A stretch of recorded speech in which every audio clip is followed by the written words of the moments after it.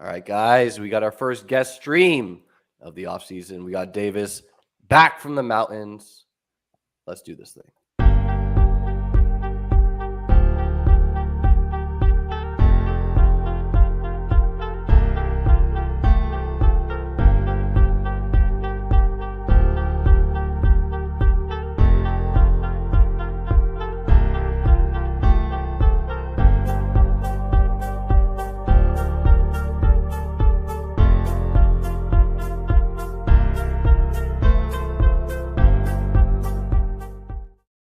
All right, we're here to talk some rookies. It is Combine week, but we got Davis. First of all, Davis, how you doing, man? It's been a while since we've chatted. We're doing good. Kansas City Chiefs, world champions. The Philadelphia Eagles are still crying on Twitter. It is March. And Chauncey Gardner-Johnson and other Eagles players are still crying on social media. So that's funny. Bears fans are coping about trying to get T. Higgins and the Bengals front office yesterday's at the combine, and they're like, basically, keep your hands off of our guy. Whoa, hilarious. Chauncey Gardner sent me this about the Chiefs, by the way. Just had to highlight that. No, I'm just kidding. I wonder if they put the asterisk on the trophy. Yeah. Well, hey, happy for you. Happy you could watch that happen. What was that experience like for you? Were you, was it? I thought they were fucked. Honestly, so they go into halftime trailing. I don't remember if it was at the end of the second quarter or the beginning of the third quarter when Mahomes got his ankle rolled up on. And I was just like, oh, this is like, I don't need to see Chad Henne warming up right now. I also had some. You're talking about the Jags game right now? No. He got rolled up on in the Eagles game and limped off, but it was a third down, so we didn't have to play with it at all. Mm-hmm. It was right before half. But also, I had two teams that were pretty live that had a full 5 guys on Underdog, and the issue was Marquez Valdes-Scantling was one of the guys, and Devonta Smith was one of the guys. And MBS did not record a statistic, and Devonta had 4 for 60 in the end. Also, if you didn't have Hurts, you just were not winning. Yeah, if you didn't have Hurts, you didn't win. I had one Hurts, I had one Mahomes that was through to the final. So I was sweating that a little bit, but MBS 0 just made it impossible. And McKinnon, I had a 220-1 same game parlay. I drove out to Illinois to go fire some bets. Oh no, the McKinnon slide down. I think it was 13 legs, and McKinnon anytime touchdown was on there, and he slid at the 1, and I was like, oh man, that's brutal. One of my friends made a suggestion, something like, basically like you have the ability. I don't remember exactly what it was, but it was like in the Eagles situation, like you can just like give up the touchdown or something, like it, like if you commit a defensive penalty or something. How do we feel about it? Like, personally, I'm okay with teams sliding down and ending it because it's like, look, you had the whole game. But how do we feel about, should there be some way to, like, in the Eagles situation there? I mean, everyone wanted to see the ball back in the Eagles' hand. Obviously, McKinnon. You're saying basically the Eagle, like Nick Sirianni, can go to the ref and say, just give them 7 points, and we the ball back? something like that. No, that's not how football. That's not how football works. Like, because if you commit multiple offsides penalties, right? Like if you're just the clock stops. The clock stops, but also like I believe they can just award points. So like, what are they going to do if you just line up on the ball? I didn't know that rule. Is that true? The refs have the ability to just be like, I think they have the ability to be like, that's unsportsmanlike. Like we're awarding, because otherwise, like, what's stopping you in kneel down situations of just like always launching and just trying to like get that millionth time, that like 1 in a million time where you like snatch the ball. Yeah. I mean, I guess that's true. I mean, I think it's just kind of one of those things where you have to accept that no game is perfect, right? You know this, you play games your whole life. There are very few solved games. And when you put more variables, think of how many variables there are in not even a football game, a football play. you can't solve for all these variables. Even chess has luck. And one thing that's confirmed for me is I played rugby in college, and I always thought, like, if a bad NFL team at the beginning of the year was like, hey, we're going to go with the rugby playbook, because the thing in rugby that you can't do is you're not allowed to block. So basically, like, blocking in rugby would be like a cheat play. So, like, if a bad NFL team was like, hey, we're going to like play a normal offense, but that, like, basically we throw it down and run rugby plays, I think it would work. But what's been confirmed to me is the NFL would not allow that, because we're already trying to outlaw the rugby play that the Eagles did in the Super Bowl with the converting. That's going to be outlawed. Not even tried. It's going to be. And what that tells me is the NFL, the powers that be, have decided that that's not good for the NFL. So if an NFL team, like, I legitimately think this would work a lot. Like, you just throw it down you just run it down the field, and then you run like sweeps around, and you block the defensive backs, and you just play like 5-on-5 rugby down the field. Yeah, but that's very hard to accomplish on an NFL field. Like, I don't think it is as hard as you think. I think it's that they would be like, no, you cannot. You have to. Well, there's also an eligible man down the field as a thing. Like, that's already kind of legislated out. Like, offensive linemen are not allowed to be that far. Okay, so like you change your wide receiver core to like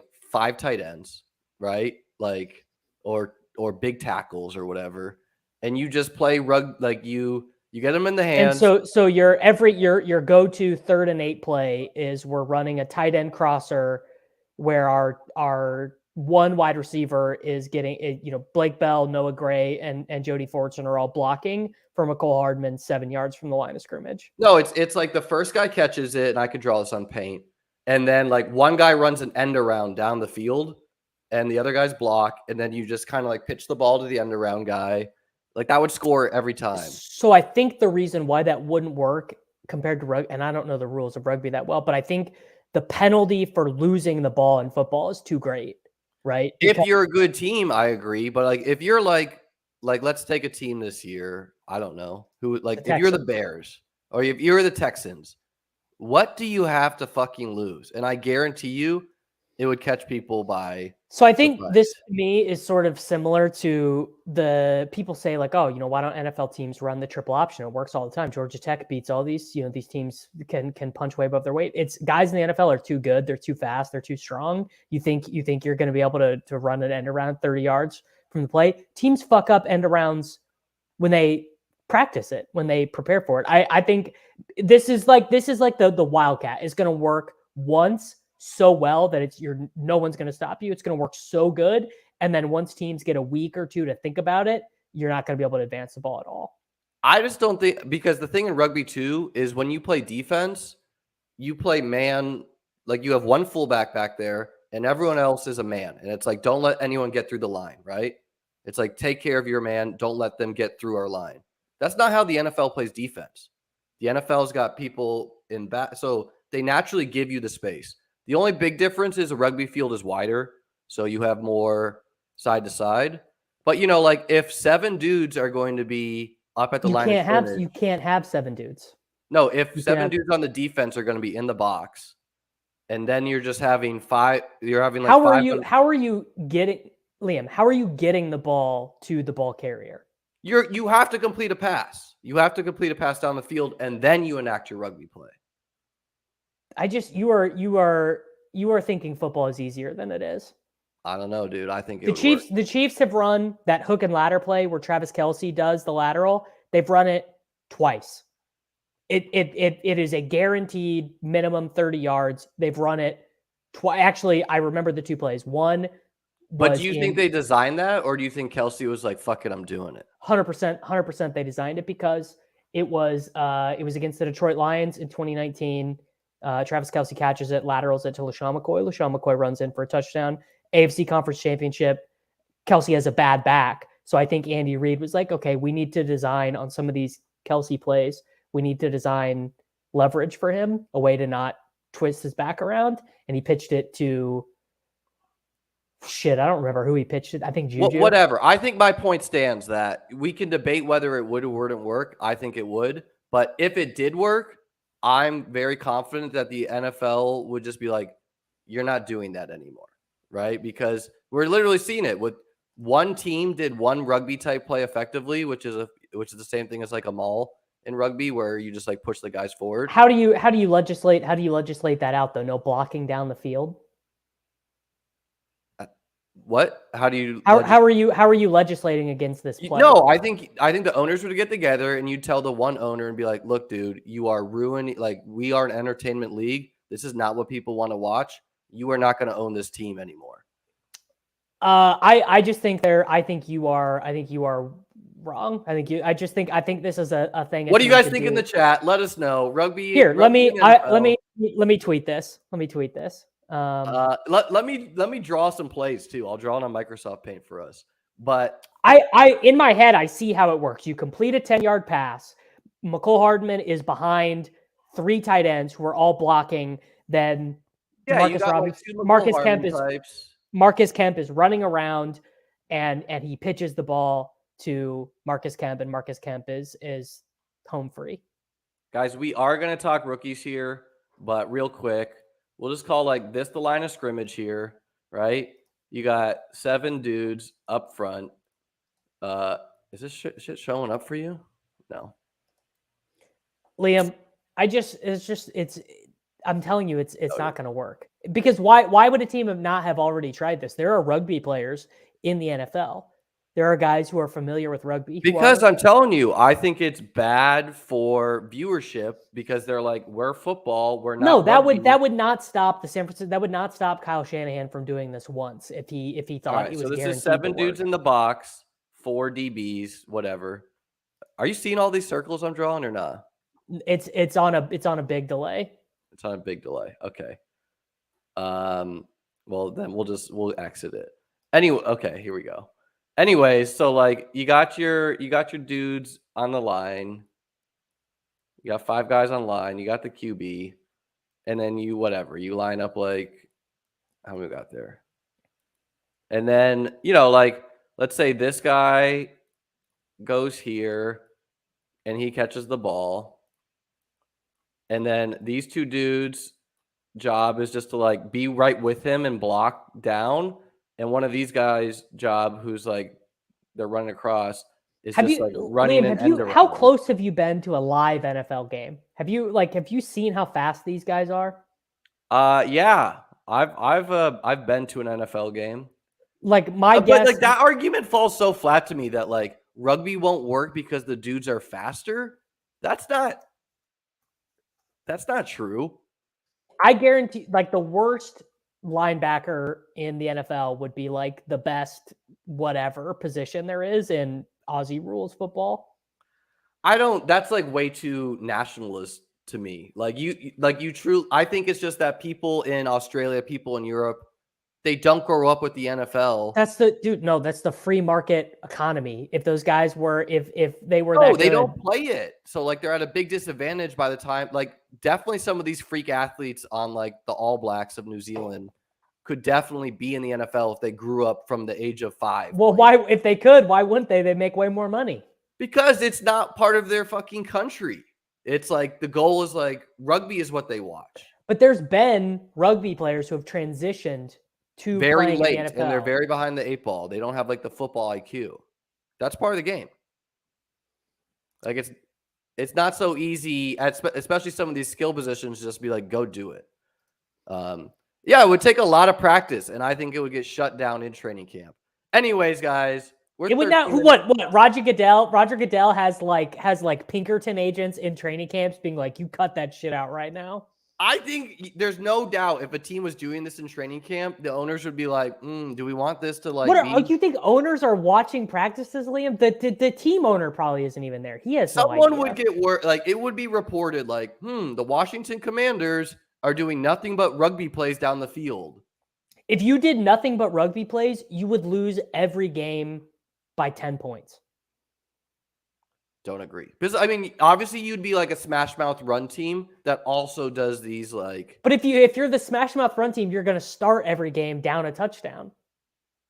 No, but the point is you want to suck defenders into the box, right? So then you can play your rugby plays. But that's the whole argument that you have to run to set up the pass, which all the data says is not true. It's not that. It's not that. It's It's then to play these rugby weird plays. I think it would work. Well, I know you think it would work, but I'm gonna guess there's a reason it hasn't if ever anyone been from tried. the NFL is listening, which I assume one of my 1,400 Do you want me to text Patrick Laird right now and ask him if he thinks it would work? Yes, and if he says no, then tell him that he's a player, not a coach. No, I'm kidding. Anyways, guys, we're here to talk some rookies today. Smash that subscribe button if you also appreciate weird tangents. And let us know in the comments, what do you think about the rugby plays? Yeah, Nick knows this. Roger Goodell currently has this stream tapped after hearing Liam introduce the skeleton keys to the NFL's downfall. Anyways, so Davis, let's talk rookies, man. What is your process like for rookies? How plugged in do you feel at this point in the season? For those who don't know, the combine is happening this week. Starting tomorrow will be D linemen and linebackers, defensive backs Friday. Saturday is the big one, QBs, wideouts, tight ends, and Sunday is running backs and O-linemen. Anyways, Davis, what type of rookie person are you? I know you're someone who's like in a bunch of dynasty leagues. Are you someone who has like a spreadsheet over the years and you have some like formula? Are you someone who watches a lot of like college football and that is part of your equation? Talk us through how you evaluate rookies.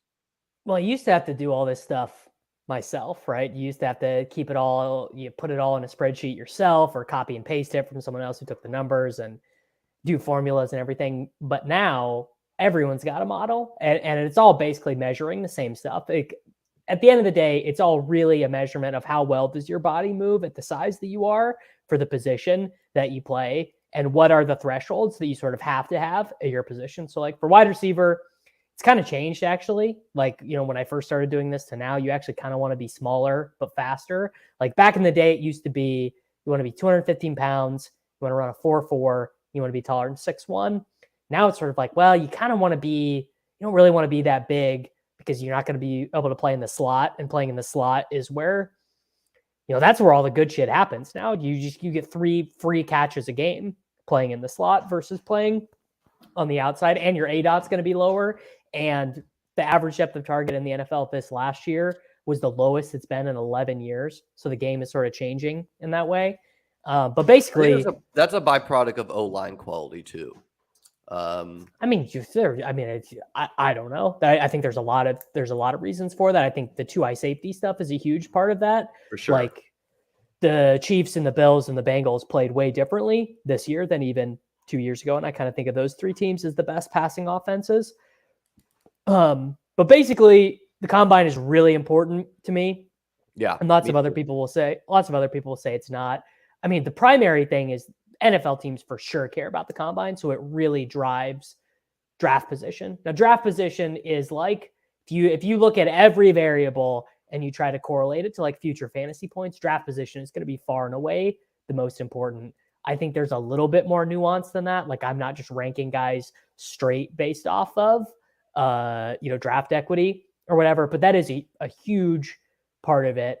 Every year we see like Tyquan Thornton and like shocks like that who are like, Tyquan Thornton was like going to be an undrafted free agent and then ran a 4.29 and was a second rounder, top of the second round too. Yes, that is super common. And I mean, look, that's kind of the way I would draft because you can. In my mind, you can always kind of teach a guy to be better at his position, right? You can kind of there's a nuance, speed, baby. You simply you can't teach speed and you can't teach size. I think that's a huge thing too. Is you can't. And this is probably, I would say this is the most interesting the size thing is ever going to be in the first round because Bryce Young is probably going to be like 5'9", 180 pounds. And that is small. Like you think, okay, think Russell Wilson. Russell Wilson is short, but I don't think you would call Russell Wilson small. He's got big legs. That's sturdy though. 180 at that size. Dude, I could get to 180 in a week if I got some thin mints. That's not big. Yeah. So his Google weight is 6 foot 194, but we're calling literally. I mean, I would if you got that dude. Like if we got to I don't know. Obviously, Bryce Young has spent the last 2 months probably doing nothing but fucking eating and lifting weights because he knows that if he weighs 180 pounds, it's like going to cost him generational wealth. So I would guess he's going to be a minimum of 190 when he weighs. And he could get up to 200. He'll stick quarters in his pockets, the old school. I mean, he is like, it's like, this is the same thing with like the Texas A&M running back, Devin Achane. It's like this guy's entire life. This is like one of the biggest days of his life. And he's going to be doing everything he can to get to where he needs to be, but he can't make himself taller. And he just looks really, really small. It's just, he looks so small. And I think because I'm in all these super flex leagues, and generally speaking, the move is when in doubt, you just take a quarterback, right? Like, the receivers or whatever, I'm taking a quarterback. Jackson Smith and Jigba, kind of small, taking a quarterback, whatever. But I don't know if Bryce Young and CJ Stroud in the current environment of NFL quarterbacks, I don't think Bryce is going to run at all in the NFL. At least designed. I think it'll be a lot of scrambling. Like a big mistake if you hit like a Kenny Pickett over like a Chris Olave or someone like that. Which I think you can always defend at the time by saying like, how bad can it be? Like, I think right now you could probably get into this first round of drafts with Kenny Pickett. I think you could trade Kenny Pickett for like the 110 or something. But missing on Olave, missing on Drake London, I think even Treylon Burks, that stinks, right? Missing on Kenneth Walker. If he gets the QB upgrade, like he's gonna smash. Let's try to primarily keep it to best ball, something that you can win real money in, and not these like $50 dynasty leagues. No, there's just nothing better than a $50 dynasty league. Real quick, I wanted to say about what you were saying is, when I was a senior in college, I thought I was going to do like analytics for an NFL team. And for my economic senior research paper, I tried to predict the success of wide receivers in the NFL. And so I did a metric where I found some paper that converted touchdowns to yards. And so like yards was my Y variable. And then I ran a regression analysis. And I put in their college stats, I put in their combine stats, and I need to find that research paper I wrote. But from memory, like if we did a bootstrap variable that like assumed players played 3 years in the NFL, because there's just so many players that flame out, so you need to assume that they play in the NFL. The R squared was something like 0.7 or something, which is like pretty decent, with like pretty much just 3 cone drill and something else. Which kind of makes sense. Like 3 cone drill, we would think correlates to route running in the NFL, which is one of the most important traits of a wide receiver. And the other thing that stuck out from that is Antonio Brown had like the worst broad jump in the database. I mean, I guess that sort of makes sense. That was never really he wasn't jumping around a lot. It was all maybe short he area, slipped like the DK Metcalf. People theorize he slipped on like his 3 cone drill, right? Well, yeah, but slipping on your 3 cone drill is bad. It's bad, but the point is like if you only get 1 or 2 clocks at it, and it's like, all right, the dude either doesn't care or slipped. Like how maybe that data wasn't that legit. Anyways, I think something that would be good here is maybe you could walk us through how it stands today for you. Obviously, the combine hasn't happened. Your top 5 at each position, and then maybe some dark horse players that not a lot of people are talking about, or some players you most want to see how they perform in the combine to see what you think about them. Well, quarterback for rookie stats, you're going to go Stroud 1, Young 2, Richardson 3, Levis 4, and then I don't think any of these other rookies will get a start. Maybe like Tanner McKee or something. But I think Richardson is a guy I'm hearing a lot of buzz about now. What do we think about that? Yeah, it's just like Anthony Richardson. If Anthony Richardson gets taken by a team Anthony Richardson is just going to be the same thing as Trey Lance, right? It's all tools. It's all he could be this because he's good at this. But it's that's what we care about for fantasy, though. Here, let me share. He runs like a crazy person. Let's get a little Google Doc going so that the visual learners can follow along. So Davis's ranks pre-combine. This would be for 2023 fantasy football. This wouldn't even be for dynasty ranks pre-combine. No, we're calling it best ball. Do best ball ranks, not dynasty. Same thing if you're only talking about 2023 performance. Yes. Laird texted me back, so he's at least interested. Well, I'll have to be introduced and talk about him. So, okay, you had Stroud 1. Then right? Young. And why do you have Stroud over Young? Because I think Stroud is going to run a little bit more. Okay. And my take is that if Young is a legit quarterback, I think the Lions are a dark horse to go for him. Yeah, Lions and Seahawks both need a quarterback, which a lot of people are not. Yeah, but the Lions would be like a holy shit, wheels up if he's got Jameson Williams, he's got Amon-Ra. All right, who's your 3? Levi? Richardson. And then Levis, and then I wouldn't take any other rookie in this class. Any ideal landing spots for any of these guys? Quarterback I care least about, honestly.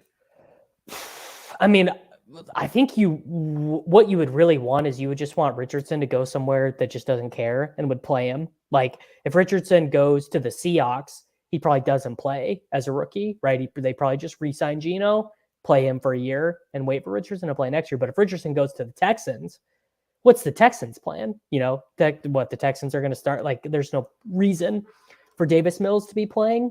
But I think the Seahawks and the Lions are the 2 best spots for any of these guys because they have good infrastructure in place. And it's weird, weird circumstances happened, allowing rosters to be as good as those rosters are, picking where they're picking. Whereas the Colts, the Texans, and the Jets, well, I guess the Jets are probably going to have a vet, but it's mostly bad teams that are going to be getting these guys, That makes sense. And what is the risk that Richardson is someone like a Malik Willis? Yes.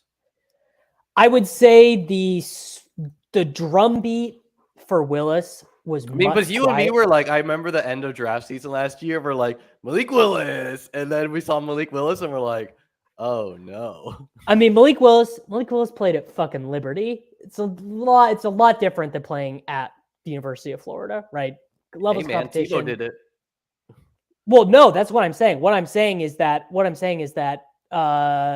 Willis was not particularly that good throwing the ball at Liberty and took a shit ton of sacks and stuff like that. Now, am I 100% out on Willis? Do I think Willis is dead? Do I think Willis will never get there in the NFL?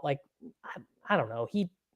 I'm not 100%, but it looked real bad, right? It looked real bad. I mean, they're bringing in Josh Dobbs for his first start since Josh Dobbs started a game for Tennessee in 2016. It's not good, but he's just so athletic that I want to think there's something that could be done with him in the NFL, But I think Richardson's a lot better than that. Richardson is going to go in the first round. I think there's very little chance that we are getting all this smoke on Richardson, right? There's a lot of smoke. I mean, we're now getting the, mock draft. Oh my God, a mock draft from CBS came out and Richardson's going number 1. I don't think any of that stuff was happening for Willis to my memory. That makes sense. I mean, I think it's a good year to not need a quarterback if all these fringe QBs are going to be going around round 1 or so, Yeah, I mean, it's just really hard to draft quarterbacks right now because everyone's so hungry for quarterbacks, and probably 50% of the teams in the NFL are going to have a different quarterback in 2023 than they had in 2022. Yeah, I mean, Carson Wentz probably going to go back up Mahomes or someone like that. I think Arizona makes the most sense because they're going to need a starter for the first month or so of the season, and you could sell yourself on, Wentz is kind of mobile, he kind of moves around, whatever. David Blau show, not for you? No. David Blau, Colt McCoy, not making it into the optimals. All right. And so if you had to put a number on some point per game performances, let's just do Stroud. None of these guys are better than 18 points a game, I don't think. Okay. So that's Yeah, that's. I think that even seems pretty high. Like, I think these guys are, unless something crazy happens, these guys all seem like Derek Carr, Kenny Pickett style. Like, they might have a couple spike weeks, but again, if I knew that all 4 of these guys were starting 17 games, I would put Richardson first, just because I think no team would start Richardson under the idea that they want him to throw 40 times. He would be in there sort of like Malik Willis, but I think he's better, right? So like Malik Willis came in, they didn't have him throw at all. It was mostly running, and Willis did look good as a runner. But I think Richardson's even better than he. Yeah, and I think Willis landed with like the worst team where it's like they just want it to be Derrick Henry, and if that wasn't the case, and they were like trying to run a modern offense, and Malik was just like running a bunch, that would have been better for his fantasy, I think. Yes. All right, let's move on to running back. So number 1, I think, is obvious, Bijan, and he's a generational type. How does he land for you in the I mean, he's Saquon, he's Zeke, he's unbelievable. I think he's going to be a first round pick first round pick right now in the big board. Yes. Yeah. I did one draft on the FFPC. We do it every year. Like, we do like the first one that they open up, and I took him at 10, and I think that seems pretty good. Yeah. I mean, he's definitely not a guy I want to fade low. And what's an ideal landing spot to you? For me, Detroit. Detroit. Yeah. Yeah. I mean, but that requires them to like move on from Swift. I don't want it to be Swift. They don't fucking like him, dude. If they liked Swift, they would play him more. DeAndre Swift is the exact opposite of a Dan Campbell style player. He's hurt all the time. He doesn't want to run inside the tackles, right? Whereas we saw it by the end. They were just like, shit, let's play Justin Jackson. Let's play, let's give Jamal Williams the most rushing touchdowns in the NFL, because like Swift was not on the injury report. He was practicing in full at the end. Like, he did get hurt. That's it. They don't like him. I agree. A team like Detroit, like a team like the Cowboys, if they are going to feature him, that's very real. Like them cutting Zeke and letting Pollard walk is very real. Yeah. I think a bad landing spot. I've seen him mocked to the Bills a little bit. I just think him and Josh Allen would cannibalize each other. Like him going to the Bills. How mad would you be if that's what they did with that pick? Not really that mad if they like traded back. What I want them to do is just like build up the O-line and get an elite O-line and then some more pass catchers. But are you tilted that they seem to be happy with Gabe Davis as the second wide receiver? No. And I wouldn't trust a single word any coach is saying. Like, I've said this, like, I mean, that's fair. Everyone's lying right now. Yeah. Like I think Shakir looked good, and it's just more concerning they didn't play him. Like, I think that's just like a coaching staff snafu. I think they had like a Josh Downs type, a Jackson Smith type to be like a slot. I think the wide receiver coach they hired is more of like a alpha slot type offense. I wouldn't hate for them to get move Jalen Hyatt. He's going to be way gone. He's going to be way gone. But I wouldn't hate for them to trade up, get Hyatt, move Diggs in the slot, have him be like the cup of the offense, and just Davis and Hyatt on the outside. Something like that. But yeah, basically, they're not getting Hyatt or Smith and Jigba. Basically, what the Bills have done, if they've been like, okay, Josh Allen's mobile, like we don't need to invest in the O-line that much, and like just give him a lead O-line, because the guy wants to throw the ball down the field, and the power O with a good O-line and Josh Allen would be like, it would destroy. And enough of this investing in defense. That's what I do not want to see. And they let go. It's just like, imagine investing in defense and then you can't fucking sack Joe Burrow with 3 backup offensive linemen. They had a lot of injuries, but yeah, I mean, Leslie Frazier. But when you have Josh Allen, you don't build the defense. You don't spend money on the defense. And that's the concern of a defensive-minded coach. Like, because I truly think that's like McDermott's philosophy. And so like, if he's not going to what's his deal? Where did he coach before? The Panthers. And so like there's like and infinite that Panther 4th and 2 punt. Was that like the most mad you've ever been at the Bills in your lifetime? in the Bengals game? Yeah. Yeah, I was like, the fuck are we doing? Like that the weird thing is like he is like the Bills have made, if you like look at the whole year, They're super aggressive. Very good 4th down decisions, except for like 2 moments in big games. And it's like, all right. Ultimately, I don't think that, and also like the Damar Hamlin thing, I truly believe has an impact on those players. Like, can you imagine? Like I think that's just hard to shake off. I 100% agree. If I watch my coworker and I thought my coworker died doing our job, I don't know how I would be able to like behave normally. Yeah, I truly think like, people wanted to pretend that was going to be like some storybook shit, but I think that had way more negative impact than we would know from the outside. I agree. Anyways, moving on to running back. The number 2 in the class, I think, is pretty established. Remind me his name. Jahmyr Gibbs from Alabama. And I've heard he's kind of like a Breece Hall type prospect. Does that land for you or no? No, I would say he's more like a Cam Akers style guy. He just he's gonna catch. That's the thing with him is like he catches more than a Breece, right? Yeah, your biggest concern with running backs now when they come in is are they going to get pigeonholed as an early down guy? And he caught a shit ton of passes. He's like good size, did really well. Did really well in big games. That's something I like to look for a lot. Is how guys do in games that were important to their college teams. So like, how are you doing in national championships, conference championships, rivalry games? Which like seems like it would be non-predictive.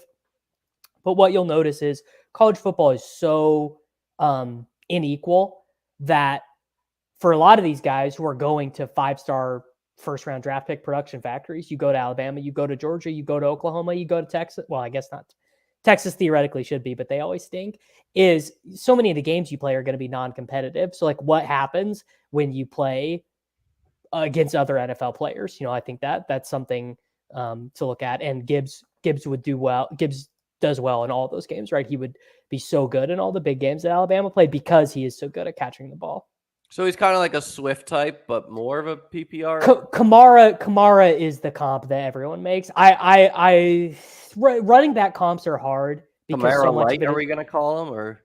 Sure. I mean, I would say Akers just feels more rational because that was the thesis with Akers was that he was going to catch passes, but he just got hurt so much. It was hard. I mean, like, and that depends on what team you land with. Like some coaches are just not going to throw, or quarterbacks. Or if he gets selected by a team that does throw the running back, but plays 2 of them and says, this is your role. That's Jamal Williams' role. Right. And then it kills his TD equity. Yeah. All right. 3 through 5, I think is way more of a toss up. Could be anybody. I mean, literally could be any of these guys. How are you leaning so far? So I really like Zach Evans. He is like good size, caught 30 passes. Like he's like pretty fast. Does he profile as like a 2-down guy, more of a 3rd-down guy? Well, the thing about him is that he got hurt a lot, so it's just kind of hard to tell like what, because a lot of what we do is we do like sims. So you put in their size, their speed, their expected speed and stuff. You could do this over at RotoViz, and I mean Evans just he was not able to rack up that many touches, so it's kind of hard to generate good comps for him. Like he only played 15 games his first 2 seasons, final season, and he transferred from TCU as well. That's another. Oh, I should have mentioned this at the beginning. So this draft class is so fucking weird because of COVID stuff. Like guys who had extra eligibility, guys who only played 4 games, guys who transferred. Like 5 years ago, none of this stuff was happening. No one was transferring. No one was going to school for 4 years. But like, and that's kind of a big thing with wide receivers is if they stay for a 4th year, if you look at all the big busts, look at your Denzel Mimses, your John Baldwins, you look at all these busts, it's all guys who stayed to school to their 4th year, dominated their 4th year at like 22 years old, and then get drafted in the 1st round. And you're like, wait, was probably bad that they went back for the 4th year, but it's kind of hard to penalize guys for that because, I chose to go to the end, Preston. Yeah. Like, I chose to go to a non-Power 5 school because I was going to start as a freshman, but my school didn't have any budget, and we played 4 games, right? We played 4 games my freshman year. And then also in the middle of this, the rules changed for transferring. So like maybe you're a good wide receiver, but Jordan Addison just transferred to USC, so you don't get to play, or it's college football is so weird right now. So I'm not penalizing COVID guys. lag is going to be here for a couple years, and then it will normalize. But even the transfers and the NIL stuff make it weird too, because maybe a guy's a great prospect, but he's maybe not a first round prospect, and the University of Southern California says, "Hey, dude, you're pretty good. We'll give you $8 million to stay for 1 more year. That's more than you make your first season in the NFL." That's gonna be a lag thing too. All right, so what's your biggest questions with Zach Combine? Any questions, like just speed or what? Well, so he was such a good speed guy, but he played his final season, for Ole Miss, which is like a not very good college team, right? So if he runs, the thing that flashes on tape for him is that he was really fast, but he runs a 4.53, I think he's probably going to be a day 3 pick, so he's really got to have good speed. All right, 4 and 5, like some names I've heard thrown about: Zach Charbonnet. I've seen. He seems more like a grinder to me. Sean Tucker. I've seen Tank Bigsby. Tank Bigsby. Tank Bigsby is a guy late in the. I mean, NFL name, no doubt. Tank Bigsby. Well, he caught 62 passes. So that's the other thing is, some of these teams. He's your 4 in the class. Well, so Auburn. They run the ball. They run the ball so much, so it's like you're not going to get the same crazy raw numbers because they have multiple guys in there. Like they had. So Bigsby ran the ball this most recent season. Bigsby ran the ball 179 times. The quarterback ran the ball 153 times. The backup running back ran the ball 104 times. Now Bigsby led the team in receiving. That's pretty big. But again, these are like bad. These are bad teams. These are like we another want team that didn't have a winning record. Types that were just like misused or their team sucked or something. The guy who I want to have the sickest combine, the guy I'm most personally excited about, is Deuce Vaughn from Kansas State. If you didn't know anything about him and all you got to see was his sports reference page of catching a bunch of touchdowns, I think he caught 89 passes his 3 seasons. He had 1,000 yards as an 18-year-old in the Big 12. He had 150 yards and a touchdown against Alabama. Like, it's like everything looks amazing. And you're like, this is actually true. More touches, more yards, more touchdowns in the same amount of games in the same conference as Bijan Robinson, who is going to be probably a first-round pick. So what's the question with him? Is it weight? Is it speed? Guess how much he weighs? 175. I think 175 might be big. It might be 175. 175 might be on the higher end. He's basically Tutu Atwell. This dude's going to be arm tackled by D linemen left and right if he gets that. But he fucking played against Alabama. It's not like he hasn't played. But my concern would be this dude could be Jamal Charles. This guy could be Darren Sproles, whatever. I don't think any NFL team will give him enough touches to be super fantasy relevant. My guess would be he's like a ceiling Theo Riddick, maybe. I think the comp I had in my head was like he's going to be so annoying for fantasy, just like Nyheim Hines, where every time he gets the ball, you're like, why doesn't he get the ball more? Guy looks great. He should return punts. He should be getting end arounds, and then he gets decleated, once, and you never see him again, basically. Yeah. Well, he'll be. I mean, with today's NFL, you need speed, right? Like the good teams we see are getting speed, and you need running backs who catch passes. Yeah. So he's a pass catching type, but just small. All right. Do you want to put gun to head here and give us a 4 and 5? Yeah, I will go Charbonnet and Is Zach Charbonnet right? Yes. Yeah. Because I think my Achane spelling is not official here. And what are our thoughts I think you Zach? got it, actually. I think it's only 1 R. But I think of Shane he was like a track guy at Texas A&M as well. 4-star recruit. Played really well. Real quick with Charbonnet, is he a 2-down grinder type? I mean, he did catch passes. I would actually say he's like Zach Mossy. Jesus Christ, that's not a good comp. Zach Moss was people were excited about Zach Moss. No, Zach they Moss were very excited about it, but that was back when people thought the Bills were going to be like a run first type team. Yeah. Zach Mossy. Yikes. Yeah. I mean, maybe Le'Veon Bell if you want to be bullish, right? Because Le'Veon Bell was kind of big, not super fast. Yeah, give us some ceiling comps. We like the ceiling comps. I mean, he was really good at UCLA, right? He had 93% of their rushing touchdowns, 12% of their receiving yards, and was a first-team All-American. Like, he's really good. It's just I don't know how fast he's going to be, but Shane is really good. Held up to a big workload. What's Shane's first name?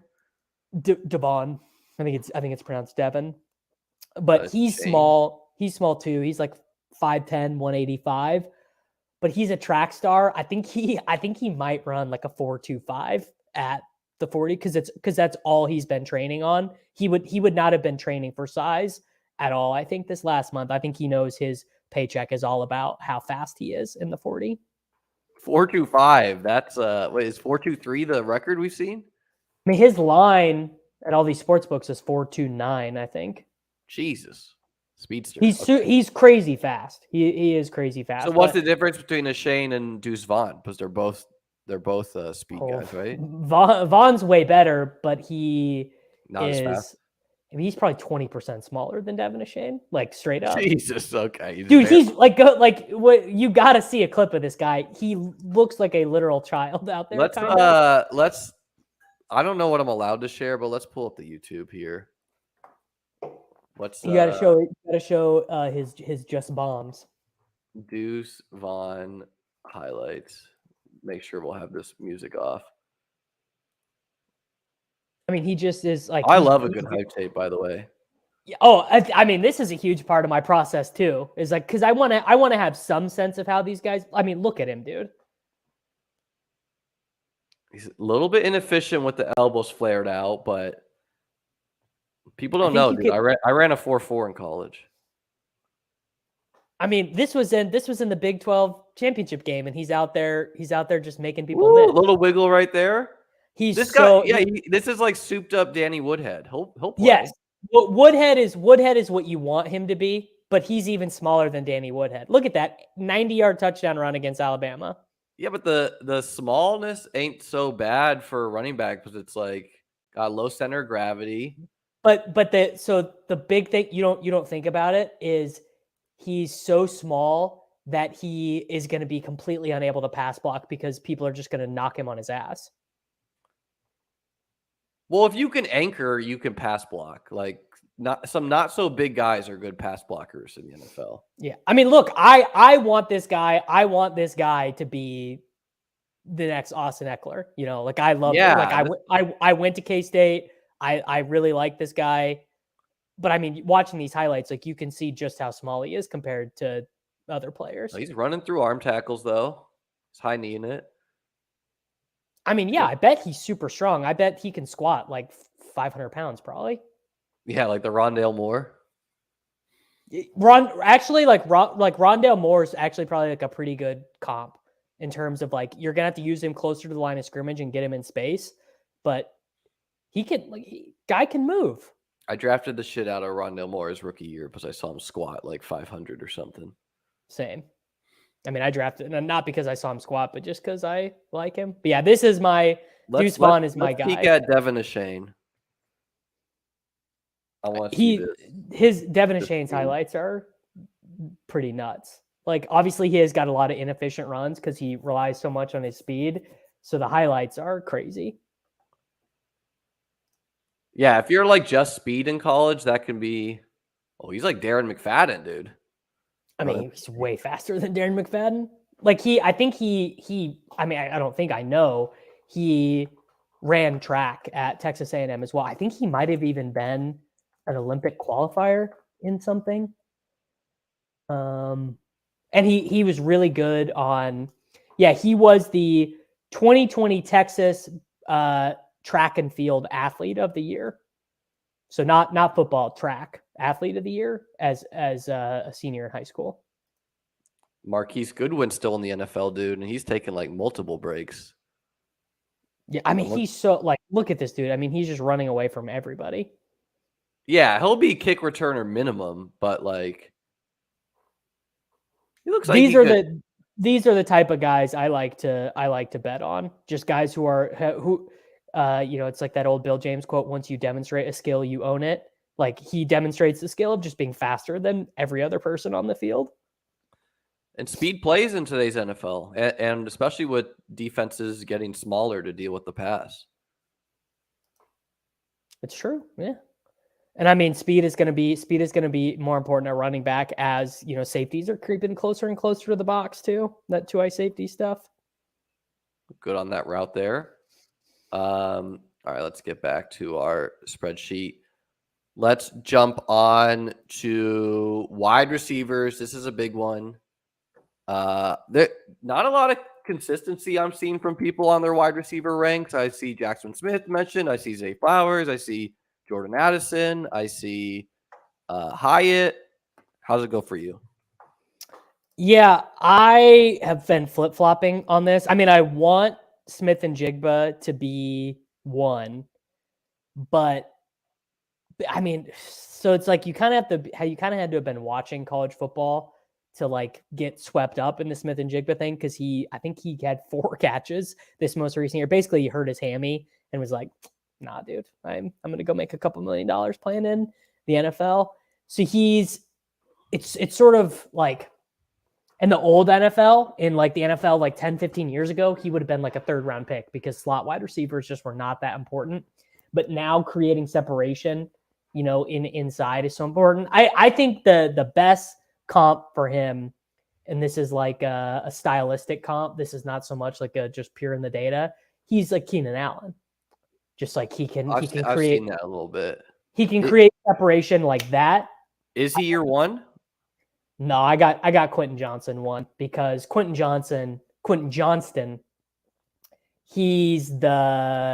could be Justin Jefferson, T. Higgins. Like he's the physical marvel who's, crazy, 6'4", 215, produced as a freshman, like just so good. I watched no college ball at all. I watched the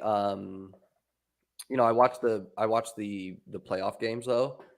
And I watched this guy play and I didn't know he was like this big wide receiver prospect. And I was like, damn, he does not get up to speed quickly. Like it looked awkward to me. I had concerns, and keep in mind, this is 5 seconds of me watching the game. But that doesn't matter, right? Getting up to speed doesn't really matter. But why is he unquestionably your one? Just because I think he's got more of that true high end. This guy could be, for at least 1 year of his career, could be the number 1 wide receiver in fantasy football, then Smith and Jigba, then Jordan Addison, then Josh Downs. Is there any concern he could be like a Laquan Treadwell? Sure. There's always that concern. What are you looking at for the combine to be like, he's my one? What's he got to run? I mean, he's got to run a 4.4, and I would prefer him to not suck at the 3-cone too. Like that'll be big. That'll have a huge impact in his comps. Like now, and the bigger thing than the 4.4, just for people out there, is usually their 10-yard split. That's what, from what I've read, like teams care a lot more about your 10-yard split because it's a lot more indicative of your acceleration and whatnot. Like the 40 there with the 10-yard is important, but the 10-yard split being elite, if you look at their RAS profile, is like something that I've just noticed teams target. Right. So if Johnson is also sort of interesting in that if you don't use draft position, this is the concern. This is the concern, is that he would be in N'Keal Harry. I think that's a bit much, but it's possible. This wide receiver class just doesn't It's funny, as the NFL is valuing wide receiver more and more, this just kind of happens to be a little bit of a damp bit of a class. So if you use the RotoViz box score scout to generate comps and you give him no draft position, so you just don't even input draft position as a variable, all bust, right? 100% bust. No guys who are, it's right, Simi Cobbs type vibes. But if you give him a top 10, top 15 draft position, it's Odell Beckham, Justin Jefferson, Jerry Jeudy, CeeDee Lamb, Sammy Watkins, Julio Jones, and there are some busts in there too, like Jalen Reagor and Corey Coleman. So basically, if an NFL team convinces themselves he's a top 15 type, we roll the dice. If he doesn't, like if he's, if this dude falls to the second round, like you're so out on him, I think. Yeah. What about late first? What about if a team like depends on who it is. The Browns, if the Browns take him or like an analytics. I mean, if it's a late first, it's like the Bills or the Chiefs are selecting him because they both need wideout help. I mean, if he goes to the Bills or the Chiefs, like shit, I don't know. I took McCole Hardman and Justin Blackmon balled. People forget that he balled until people forget that technically Justin Blackmon is still on the Jaguars roster. Dude, he needs to return and bench Calvin Ridley. So okay, Quentin Johnson. And how would he have ranked for you last year amongst that class? Bad. Well, no. He was so good. He was so he played in he only played in 7 games, but he had 40%. No. Like TC's. What he did this, like what you know today. Oh, he would have been like amongst Garrett Wilson, Chris Olave. Bad. Yeah, way worse than those guys. Okay, where is he? But what's interesting is had Smith and Jigba declared last year, he wasn't able to. I mean, he would have been above Olave probably. He probably would have been drafted ahead of Olave. Okay. So, but basically, no wide receiver in this class feels as much of a lock as past prospects, but I feel like he just seems especially a little bit more risky than I think he's got a very wide range of outcomes. Then like the slot guy, it's like hard for that guy to totally flame. Now, if you're playing underdog at the same time and the guy's not like the alpha slot, like he's not like Amon-Ra type, well, he's not scoring touchdowns for you. So what's he really doing? Well, I mean, Amon-Ra St. Brown is very Keenan Allen-y. Yeah, but he gets the touchdowns, and he's like the engine of the offense. Like it's a big difference being like a Cole Beasley. So I think we'll see about that when the Lions start trying to be good. I think that'll be pretty interesting to see how Amon-Ra St. Brown's fantasy value changes. Well, it's not like their offense was the concern; it was their defense. But I mean, think of the Chargers though. Think like the Chargers when they try and like Keenan Allen is important to their offense, but when the Chargers are humming, Keenan Allen is not scoring touchdowns.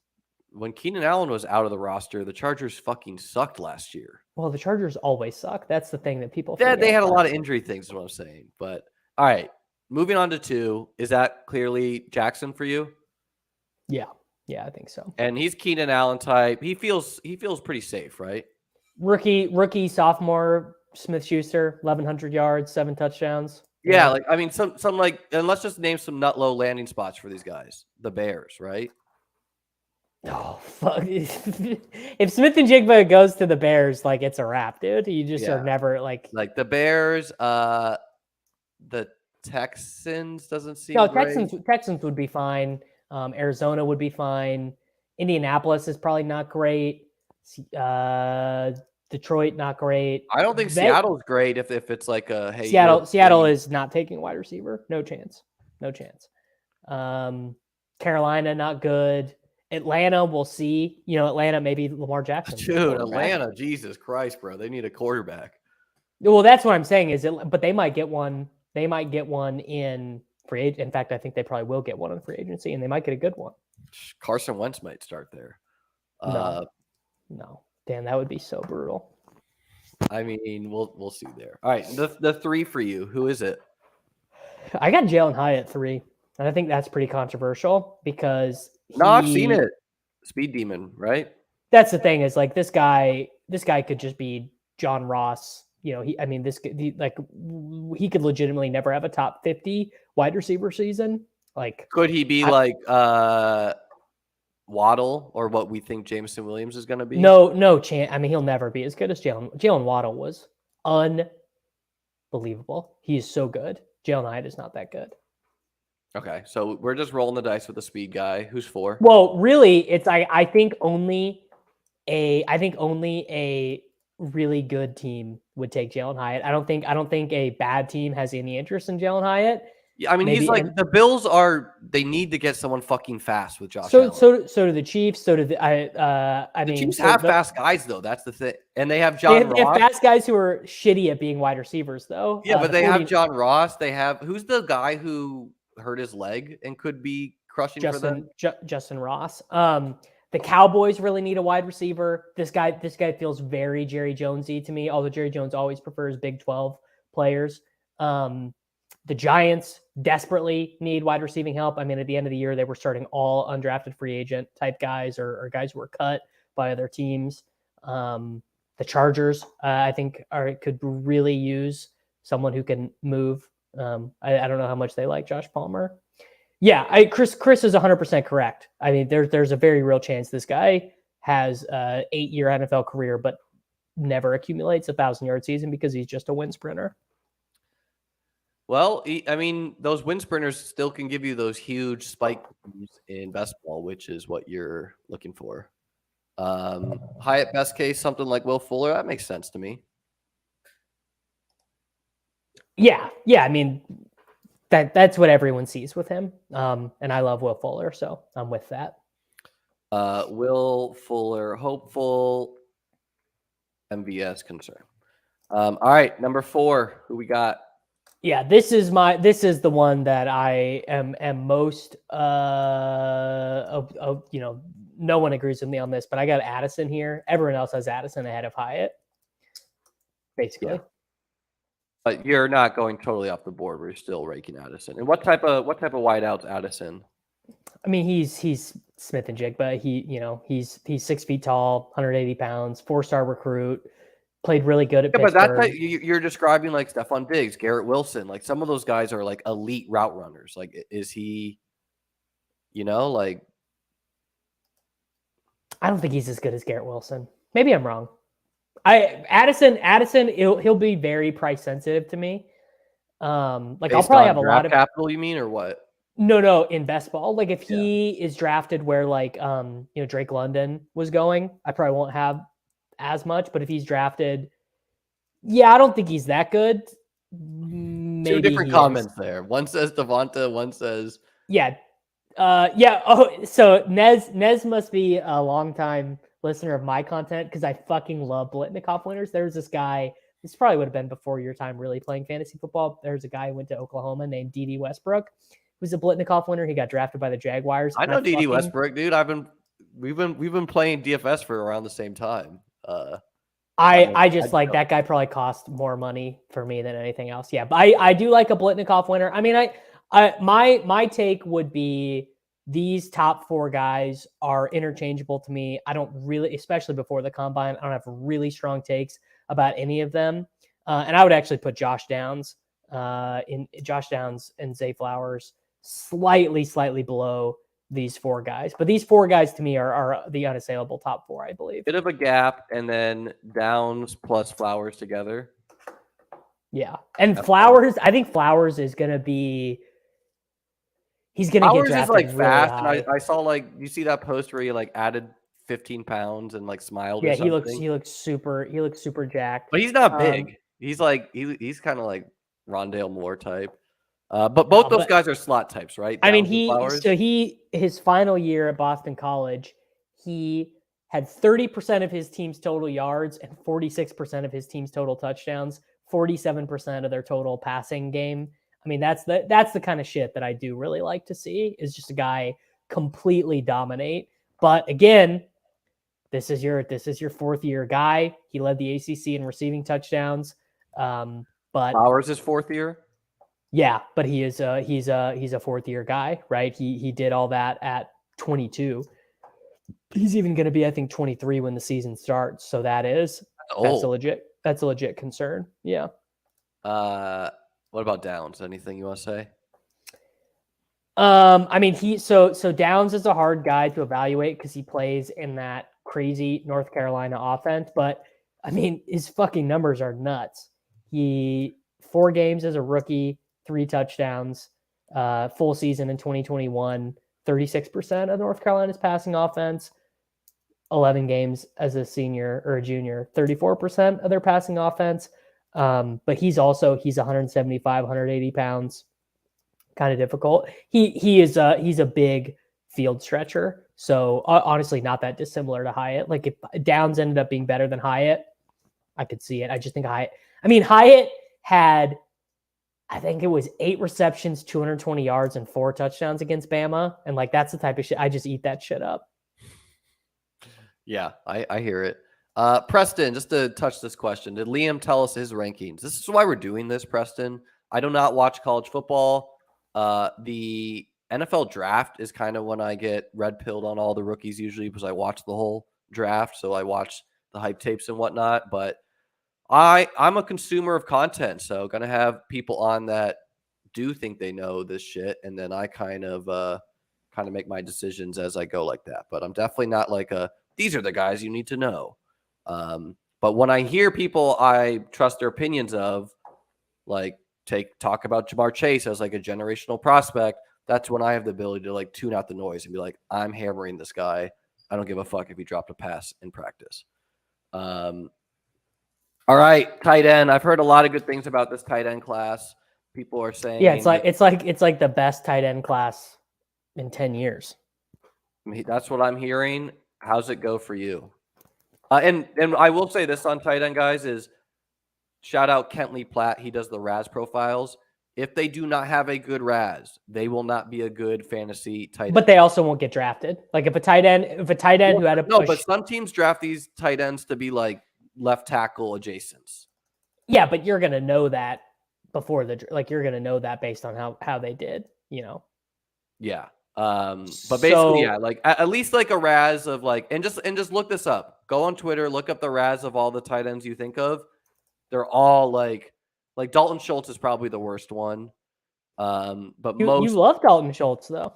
No, but he probably has the worst RAS, is what I'm saying. Of the good, that was your boy. He was a good 4th round pick. He was my boy, and I believe he balled out week 17. I think he scored twice. Yeah, week 17. Sometimes you just know, David. Sometimes you just know those weeks. Sometimes I've had so many players like that who like failed the season and then went off week 17. That's why you take Dawson Knox, dude. Yeah. Hey, Dawson Knox also was a playoff hero. I wouldn't hate the Bills to do like some 2 tight end shit with Josh Allen. Anyways, how's it go for you? I mean, Michael Mayer is the first one for sure. He is far and away the star of the Halloween movies. Yeah, the Notre Dame tight end, bro. All right, Michael Mayer. How's he comp? Anyone he comps to you? I mean, he's probably like a Ertz Hawkinson type guy. I mean, he had 180. Dude, Hawkinson. I was like done with Hawkinson. I was all in Hawkinson 2 years ago. Then I was done last year. Now he's on the Vikings, and I'm way back in. You're all the way back in. Yes. I mean, dude, the guy was like averaging like 18 PPR points or something in that stretch at tight end. That's pretty fun. He's pretty good. Especially if the Vikings add a legit 2, that's concerning. But if it's like the corpse of Adam Thielen, Jefferson, and Hawkinson, and their running backs are aging, it's like, oh, wheels up. Yeah, I can see that. Ertz Hawkinson plus, should we say, or no? I mean, Zach Ertz is a Hall of Famer, so I'm not going to say Zach Ertz plus. Okay. Zach Ertz still in the NFL, by the way. I'm not clicking that button, but dude's got to retire. Wait, is he? No, he's not. Dude, he's like people are drafting him in the big board. Yeah, but he's not going to play. That's insane. I think he's got to be done, but who knows? He tore his ACL. Yeah, I'm not so sure about the Ertz Hall of Fame. But so Zach Ertz is a Super Bowl champion, and he has, just like Sony Michel. He's got 7,300 career yards, 45. No, he's probably not a Hall of Famer. No. Let's check on Pro Football Reference. His Hall of Fame monitor. Yeah, no, he's not even close. Okay, I lied. Okay. Number 2 for you. So number 2, you'll hear some people have Dalton Kincaid. Some people have Darnell Washington from Georgia. I like this Luke Musgrave guy from Oregon State because he's huge, 6'6", 250. And I bet he is going to be the RAS guy. He's going to be the guy who's got like the insane spark, the crazy Who's the guy vert. on the Colts who was the Raz King? Jelani Woods. Yeah, Jelani Woods. Yeah. It was either Musgrave or who's the other guy you said from Darnell Washington? Yeah, like I thought I read some things that some people were concerned that they're like so athletic that people are going to be like, you're a tackle or something like that. I mean, I like both of those guys, Washington and Musgrave are like insanely athletic. Okay. But Luke Musgrave, we're rolling with the Raz King. Number 3. Number 3 is Dalton Kincaid, who was just like crazy productive. 70 receptions, 890 yards, 8 touchdowns in 2022, his most recent year. Like that's really high for a tight end. Like just that sort of sustained production is very hard for tight ends to get when they're not at a what am I trying to say? When they're not at like an air raid school, when they're not at like Texas Tech or Washington State. This is truly down bad behavior. The Boomers are drafting Ertz in the 12th round on FFBC. I mean, guys. these people have got to be saved from themselves. That is not okay. That is it's especially egregious this year where, to me, it's pretty clear at tight end. Either you grab one of the guys at the top or you like gamble in the mid rounds on like a Darren Waller, Dawson Knox, those types of guys, or you wait where you can take one of infinity names, including all the rookies. You can take tight ends of years past, like Noah Fant, like the old Bengals tight end. What's his name? You can take like any of those names, but do not grab Ertz in the 12th, in my opinion. But situation does matter. You know, like that's why I was in on Trey McBride, because I knew Cliff likes to feature the tight end. And okay, this is, by the way, this is $250K. Do you want me to read what Laird said about the rugby stuff? Sure. He said, I think it's a high risk, high reward idea. Most people conclude the risk outweighs the reward. The biggest limitation is practice schedule. You'd have to have daily individual drill time. That would take time away from other stuff. Hardest part is constant roster changes in the NFL.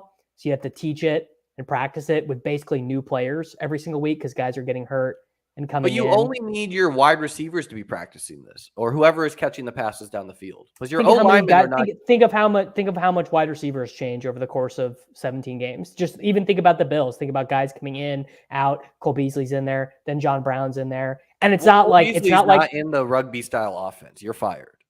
So Reggie Gilliam is in 1 week, and then Tommy Sweeney's in the next week or whatever. But then Tommy Sweeney gets hurt, so you have to sign whoever. You know, you got to sign Tyler Eifert. I don't know. The high risk, I think, talks to that like a bad team should try it.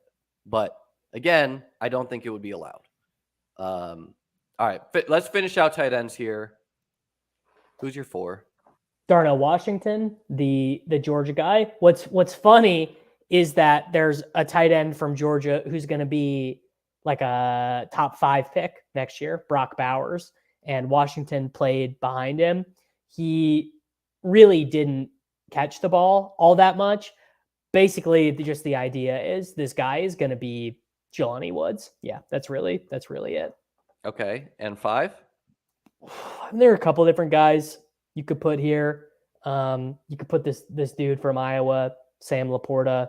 He's like another guy who can kind of catch and move and kind of has soft hands. Cade Stover would be, you know, the blocker, the Jake Ferguson, Dalton Schultz style guy. We don't want that. If there's only 4 rookie tight ends to consider, that's fine. Yeah. So I like this shit. I can't even remember. I gotta go find this guy's name. Give me a second, because he is really good.